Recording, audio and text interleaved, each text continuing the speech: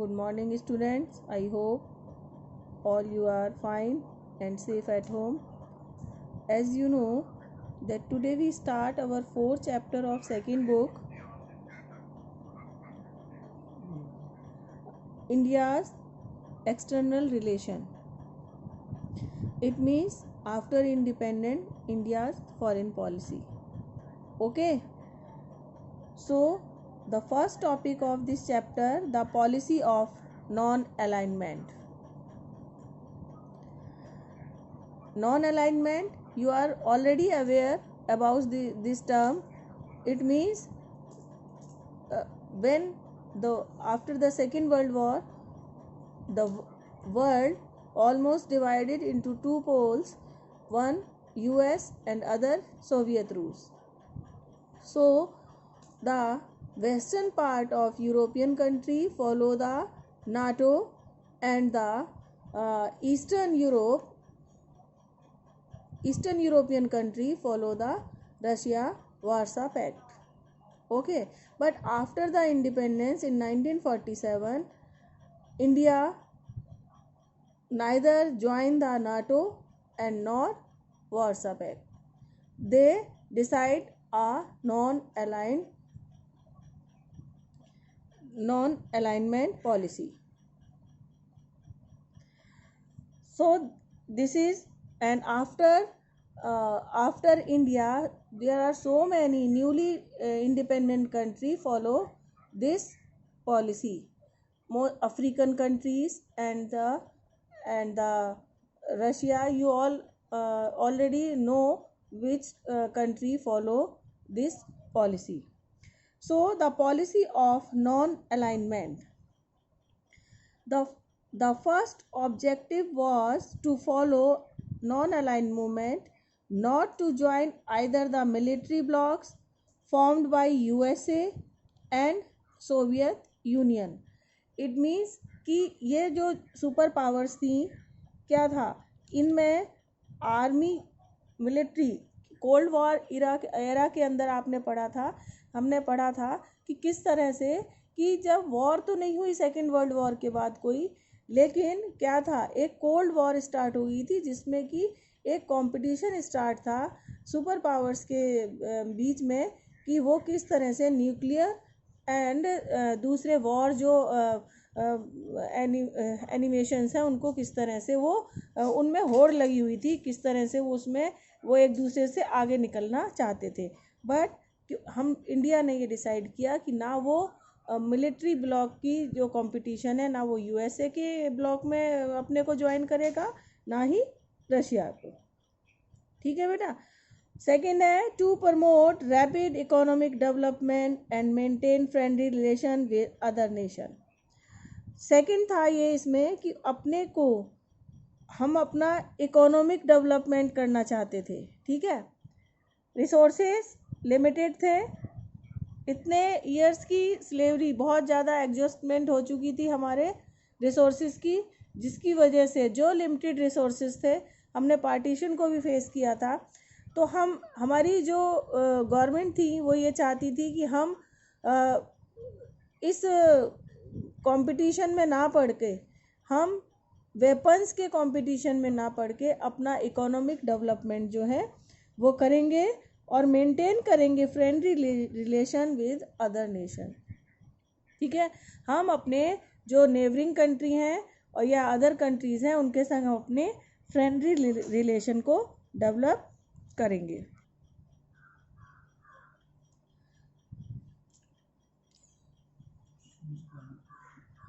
The creation of India's National Army NAM by Netaji Subhash Chandra Bose during the Second World War. So the decision was taking that we are not spending our budget on our army, and but we continue the army which was made by Netaji Subhash Chandra Bose during the Second World War. Now second topic, Nehru's role. Jawaharlal Nehru was country's PM from 1946 to 1964, and was also the foreign minister. 1946, it means when we framing our constituent assembly, Jawaharlal Nehru was decided the prime minister of India and before independent, ठीक है. And 1964 till the death of Jawaharlal Nehru, and also he was also the foreign minister, ठीक है. Foreign minister थे, इसलिए जो India की foreign policy है उनकी आइडियोलॉजी का बहुत ज़्यादा इन्फ्लुएंस इंडिया की फॉरेन पॉलिसी पे है, ठीक है. ये कितने ईयर्स हो गए बेटा? 4 एंड तो ऑलमोस्ट 17 ईयर तक जो है वो इंडिया के प्राइम मिनिस्टर रहे as well as foreign minister रहे. तो उसका जो इम्पैक्ट है हमारी फॉरेन पॉलिसी पे उनकी आइडियोलॉजी का बहुत ज़्यादा है. The 3 major objective of Nehru's foreign policy were to preserve hard-earned sovereignty, protect territorial integrity, and promote rapid economic development. It is very important question, है ना. What is the main 3 objective of Nehru's NAM? So first is कि हमने बड़ी मुश्किल से बहुत लंबे freedom struggle के बाद हमने जो है सॉवरेनिटी, जो मैंने आपको प्रियम्बल के अंदर हमने यूज़ किया. इट मीन्स सॉवरेन मतलब we are free in our internal as well as external affairs. It means देखो हमारी जो पार्लियामेंट में हम अपने डिसीजन खुद करते हैं, अपने लॉ मेकिंग, उसमें किसी भी फॉरेनर का कोई इंटरफियर नहीं होता. इसी तरह हमारी जो फॉरेन पॉलिसी है हम क्या डिसाइड करेंगे उसको, उसमें किसी की कोई भी इंटरफियरेंस नहीं है. सॉवरेन इट मीन्स बेटा अगर हम यूएस को फॉलो करते 2 ग्रुप में, अगर हम यूएस को फॉलो करते तो हमारी जो डिसीजन मेकिंग होती, जो हमारे डिसीजंस होते उस पर क्या होता, उसका इम्पैक्ट होता, हमें उनको फॉलो करना पड़ता. अगर हम सोवियत रशिया को करते तो हमारी जो फॉरेन जो हमारे जो डिसीजंस होते, जो हमारी पॉलिसीज़ होती उनके ऊपर उनका, तो हम नहीं चाहते थे, हम अपनी सॉवरेनिटी को ख़त्म नहीं करना चाहते थे. एज वेल एज प्रोटेक्ट, है ना, इंटीग्रिटी, जो हमने princely as well as provisional 500 something जो स्टेट थी छोटी, है ना, प्रिंसली एंड प्रोविजनल स्टेट थी, उनको इकट्ठे रखना ये हमारे लिए बहुत ज़्यादा ज़रूरी था. And third rapid economic development. ये तो आप सब जानते ही हो कि हमारे जो जितने भी रिसोर्सेज थे वो सब फिनिश हो चुके थे, है ना. हम लोग पुअर थे, हमने पार्टीशन का फेस देखा, हमने रेफ्यूजीज़ की प्रॉब्लम को फेस किया, है ना. तो इसके बाद हम ये चाहते थे कि हम वेपन्स रेस में पार्टिसिपेट ना करके हम अपना इकोनॉमिक डेवलपमेंट करें. Is that clear? And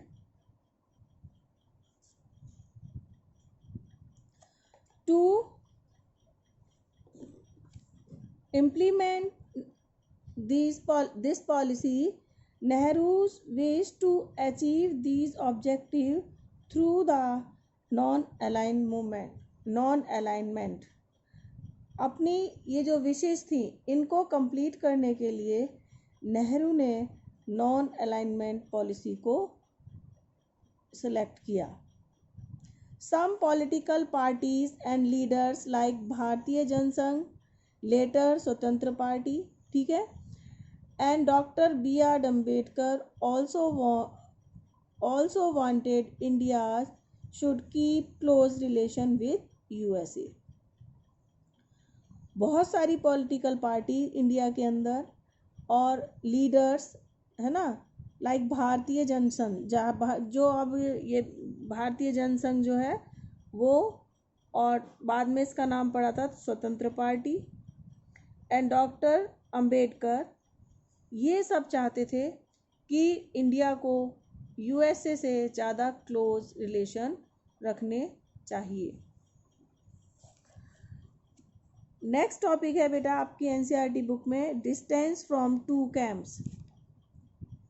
India में जो था, मैंने अभी बताया कि जो 2 पोल्स थे, इट मीन्स 2 सुपर पावर पोल थे, उनसे दोनों से हमने डिस्टेंस मेंटेन किया, ठीक है.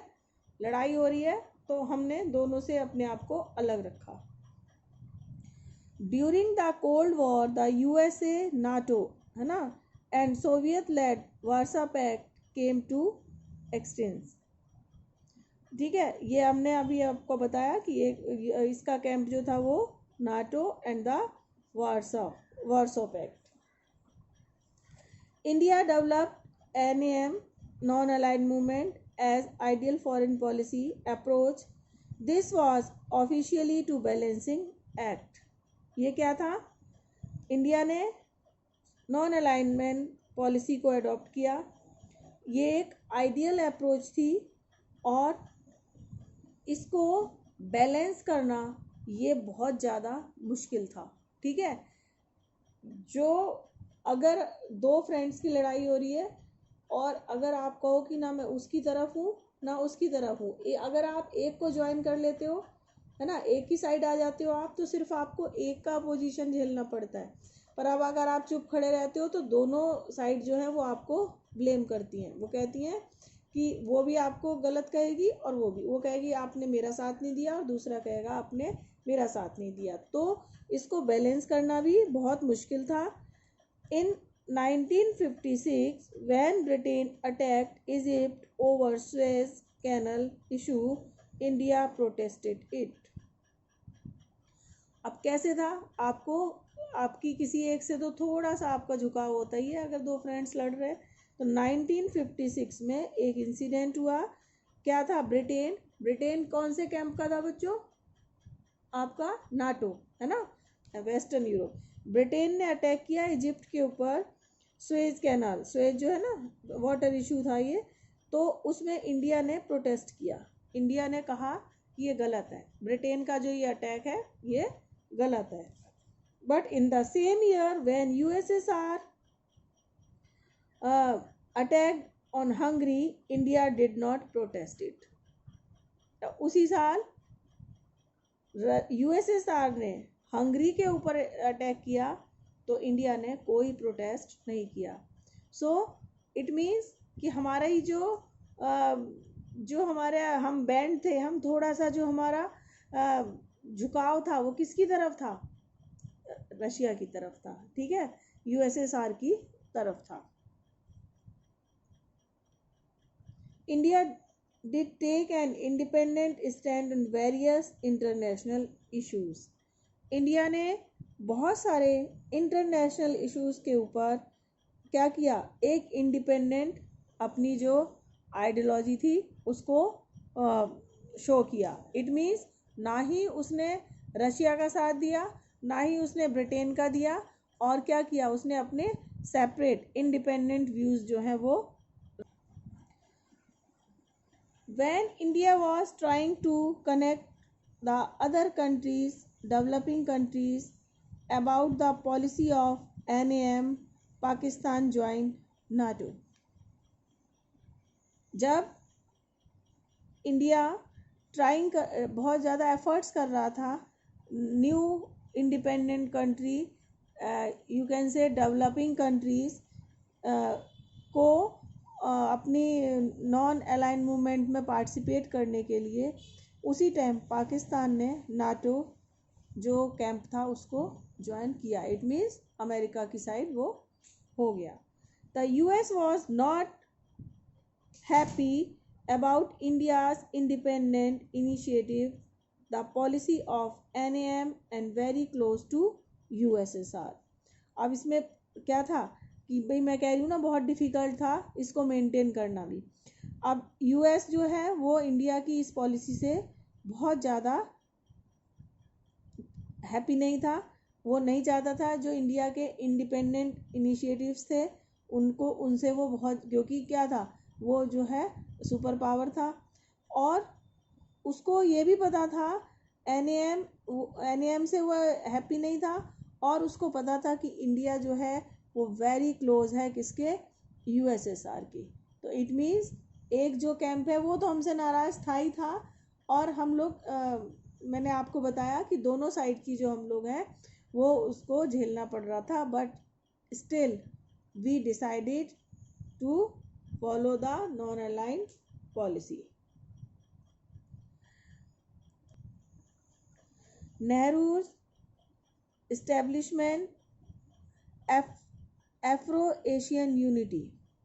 ठीक है बेटा, बहुत सारे African continent also the slave of different European powers and after the independence Nehru establishment to contact between India and other newly independent state in Asia and Africa. Nehru ने बहुत ज़्यादा एफर्ट्स किए, उन कंट्रीज़ के साथ कांटेक्ट किए जो नए नए इंडिपेंडेंट हुए थे। India's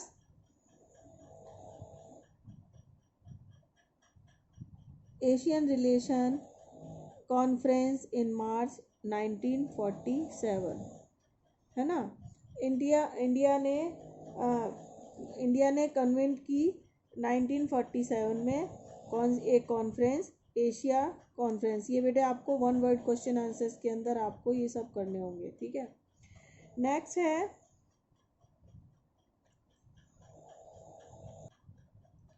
India made a lot of efforts for the freedom of Indonesia an international conference held in 1949 to support the freedom struggle.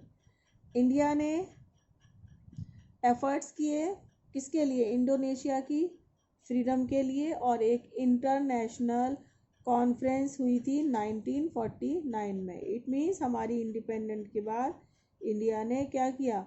Indonesia के फ्रीडम के लिए भी, स्ट्रगल के लिए भी उसको सपोर्ट किया। India was also support to development process and the finally opposed India की इस पॉलिसी का भी finally the Afro Asian conference held in a Indonesian city Bandung in 1955। फिर अगेन हुई एफ्रो एशियन कॉन्फ्रेंस, हुई कहाँ पर? इंडोनेशिया सिटी में। और कब हुई है? 1955 में।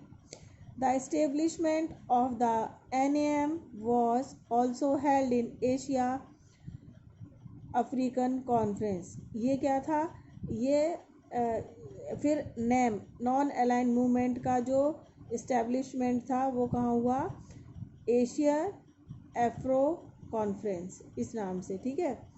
The first summit of NAM was held in the Belgrade in the September 1961, ठीक है। तो ये आपको ये क्वेश्चन आता है बेटा, एफ्रो एशियन कॉन्फ्रेंस, तो ये सारा आपको पूरा इसके अंदर ये लिखना होगा, ठीक है। नेक्स्ट टॉपिक है आपका peace and conflict with China. After the Chinese Revolution in 1949, India was one of the first country to recognize the communist government. China के अंदर रेवोल्यूशन हुआ कब? 1949 में। तो इंडिया पहला कंट्री बना जिसने कम्युनिस्ट पार्टी को रिकॉग्नाइजेशन दी, उसने उसको सपोर्ट किया। Sardar Patel was worried about the possible Chinese aggression in future, but Nehru thought that India's face attack from China. जो हमारे फर्स्ट होम मिनिस्टर थे सरदार पटेल, वल्लभ भाई पटेल, वो ये चिंता थी कि फ्यूचर में चाइना जो है इंडिया पर अटैक कर सकता है, बट नेहरू को ये मानना था कि अगर ऐसा होता है तो इंडिया एबल है उसको फेस करने में। He started Panchsheel in 29 April 1954। India ने पंचशील स्टार्ट किया। अब ये बेटा बहुत इम्पोर्टेंट है, इसको आपको करना है। 29 अप्रैल 1954, ठीक है, इन्होंने जो पंचशील है उसको स्टार्ट किया। पंचशील बच्चों, इंडिया में पंचशील आपने पढ़ा होगा, बुद्धिज्म है ना, बुद्धिज्म की जो आइडियोलॉजी है, ठीक है ना, उसमें tolerance and peace and non violence ये सब है इसके अंदर, है ना। तो हमारी जो इंडिया से ये आई है पंचशील, ये पॉलिसी करी थी, है ना, जिसमें mutual benefit and equality, mutual non aggression, non intervention in each other. इसके अंदर क्या था कि हम क्या करेंगे, म्यूचुअल बेनिफिट्स अपने आपसी, है ना, दोनों के फ़ायदे की बात, जिससे दोनों कंट्री की फ़ायदा, मतलब इकोनॉमिक डेवलपमेंट की बात, है ना। एंड इक्वल म्यूचुअल नॉन, हम एक दूसरे पर अटैक नहीं करेंगे, एक दूसरे की, है ना, एग्रेशन शो नहीं करेंगे, ठीक है। एंड हम एक दूसरे के अफेयर्स के अंदर इंटरवीन नहीं करेंगे। चाइना के संग हमने ये पॉलिसी पंचशील के अकॉर्डिंग, ये था, ये पंचशील क्या था, ये सारा आपको ये है। तो अगर आपको क्वेश्चन आता है कि एक्सप्लेन व्हाट इज़ पंचशील, सो आप पहले आप बताओगे कि ये कब फॉर्मेशन हुई इसकी, एंड इसकी मेन आइडियोलॉजी क्या थी, और जैसे मैं आपको एक्सप्लेन कर रही हूँ इसी तरह से आप इसको करते चले जाएंगे, ठीक है। तो mutual benefit, equal mutual non aggression and non intervention in each other, international affairs to maintain international peace and the understanding। और ये दोनों कंट्री इंटरनेशनल पीस को प्रमोट करने के लिए और इंटरनेशनल जो अफेयर हैं उनको मेंटेन करने में भी इंडिया एंड चाइना जो है वो म्यूचुअल अंडरस्टैंडिंग से काम करेगा। Okay, so student, next topic we will continue in a next period. Have a nice day.